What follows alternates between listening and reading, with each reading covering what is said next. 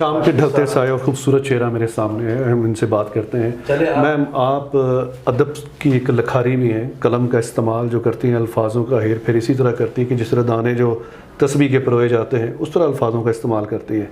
तो ये कैसे ख्याल आया कि आप, उम्र भी छोटी है और इस उम्र में लोग जो है वो फिल्मों की तरफ ज़्यादा राग़ब होते हैं, आप लिखारी बन गई? बहुत शुक्रिया वसीम साहब। और आपके सामने बोलना यूं ही है जैसे सूरज को चिराग दिखाना। सबसे पहले तो ये कहूँगी कि ये जो चीज़ होती है ये बचपन से ही या आपको गॉड गिफ्टेड ही होती है। ये ऐसी चीज़ नहीं, लिखना चाहे वो शायरी हो या कोई भी लिखने का जो हुनर होता है, वो मेरे ख़्याल में जहाँ तक मेरी राय है कि वो इंसान के अंदर बिल्ट इन होता है। आप किसी को जो है, क्योंकि ये एक ख़याल है जिसको आपने कलम के ज़रिए जो है वो एक ज़िंदगी बख्शनी है। ग्रेट।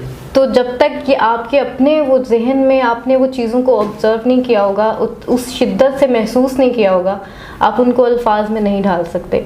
तो शायद जो है ये चीज़ बचपन से ही और बिल्ट इन होती है, ये शौक़ और ये जो चीज़ है ये बचपन से ही होती है। नाज़रीन इकराम, आज 21वीं सदी के दौर में अगर आप देखें, किताबें फुटपाथों पे हैं और जूते शोकेस में हैं, और इस नफ्सा नफसी के आलम में जब इन जैसे लिखारी सामने आते हैं तो आप ये समझें कि दिए में रोशनी अभी बाकी है। रहिएगा हमारे साथ।